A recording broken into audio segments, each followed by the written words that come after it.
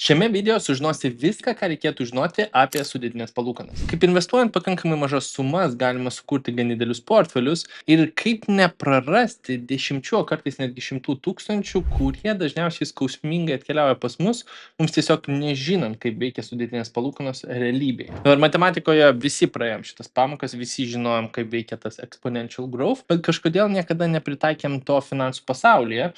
Ir tuo pačiu reikėtų visą laiką prisiminti Einšteino žodžius, kad tie žmonės, kurie nesupranta sudėtinių palūkanų, dažniausiai dasibaigia mokėdami tiems, kurie supranta ir jas išnaudoja. Tai vat, kad nebūtumėt, kad skausmingai nesumokėtumėt šito vietoje, išsiaiškinkim vienam ir paskutiniam kartui, kaip veikia sudėtinės palūkanos ir kaip neišleisti, taip sakant, neteisingai šimtų tūkstančių iš savo kišenės, o iš tiesų palikti juos dirbti jums.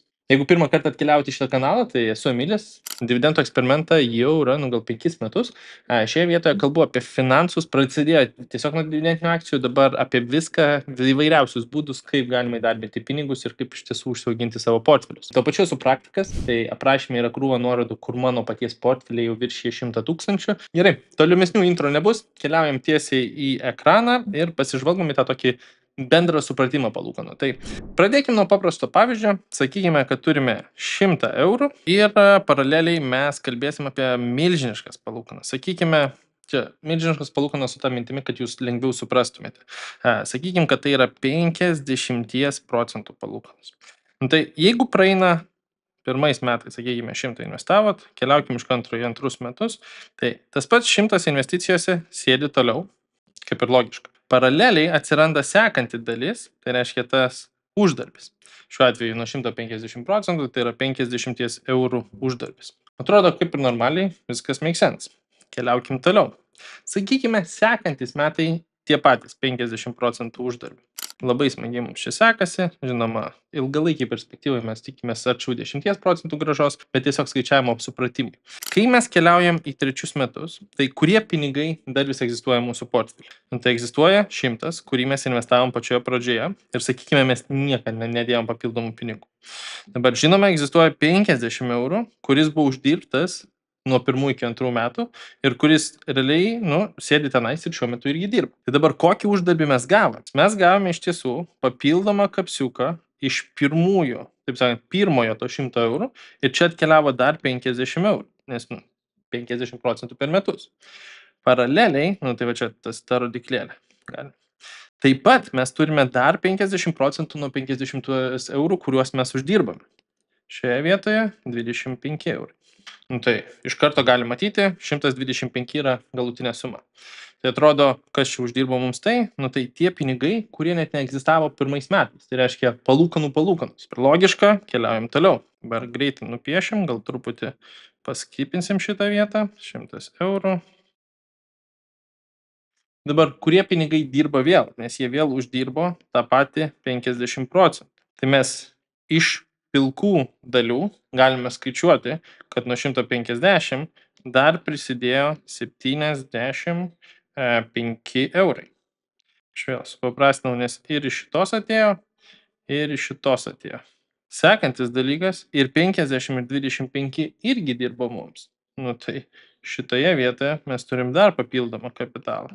Šioje vietoje jūs kaip ir suprantate, kad su milžinišku procentu labai greitai pasimato, kad pinigai, kurie neegzistavo, pradeda dirbti mums, tai reiškia palūkanus.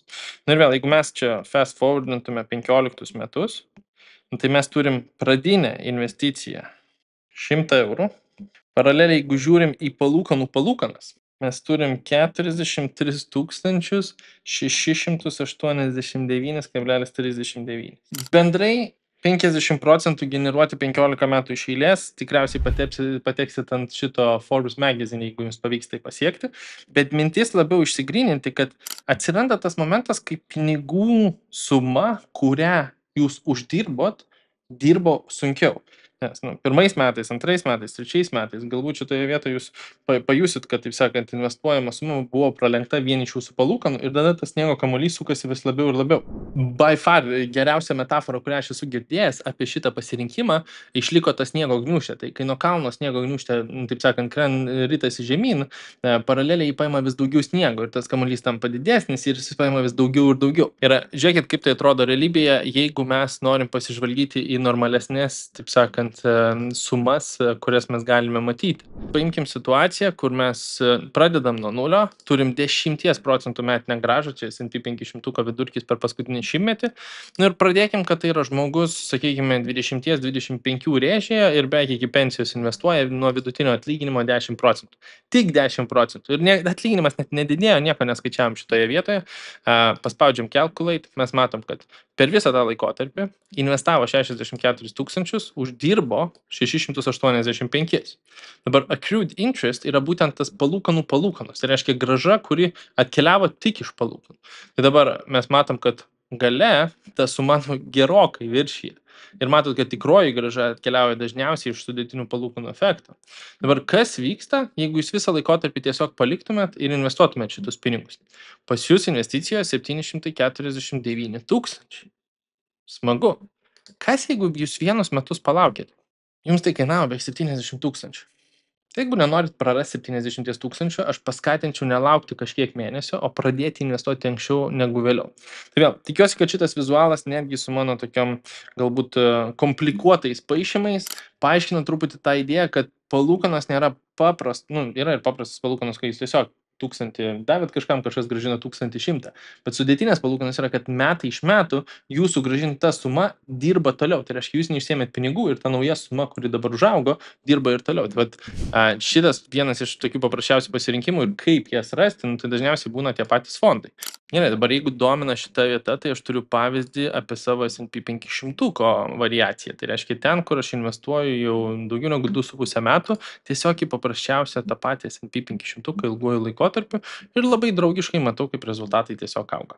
Taip, turtas svyruoja, šiuo metu 32%, kažkurio momentu buvo 40%, bet šitoje vietoje aš žiūriu į tą investiciją, kad tai dar 7,5 metų tikrai tęsis, tikėtina galbūt ir ilgiau. Tiesiog noriu parodyti žmonėms, kad mažom sumom mes tikrai galim pasiekti didelius pirkinius. Ir vėl, šį mėnesį dar nepirkau.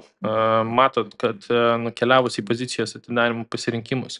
Tai bet paskutinį kartą pirkau 113, 110, 115, 114. Tai šį mėnesį dabartinė suma, dabartinė ta vieno ta vertė 112.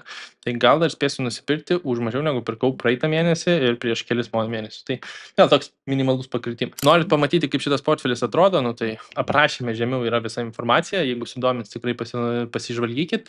Bet mintis, kad per šitą variaciją, per šitą pasirinkimą aš investuoju į fondą, kuris seka S&P 500. S&P 500 aptartas N kartų. Ir vėl, jeigu mes paimam, pažiūrėkim, vienos savaitės performance, tai dar biškai baisokai atrodo. Jeigu mes paimam vienos dienos performance, oi, kaip gražiai. Tai kovo pradžia atrodo kaip žalia rinka. Žinot, atrodo, galbūt čia fuksas. Į metus pasižiūrim, tai matot. S&P 500, ypač jeigu mes paimam labai ilgą laikotarpį, krizė, korekcija, maža krizė. Bet ilguoju laikotarpiu, jeigu jūs investuojate dešimtmečiais, tai džiaugsitės net jeigu ir krizė atsiras, nes krizėje tiesiog apsipirksit papildomai. Gerai, tiek šiam kartui. Tikiuosi padėjo. Vėl, mano praktinis eksperimentas prisektas čionais, jeigu norėsite pasižvalgyti, kaip apsipirkinėjo kiekvieną mėnesį, paskutinis epizodas.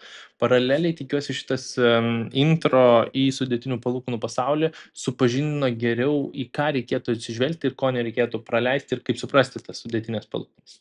Tiek šiam kartui, iki kito epizodo.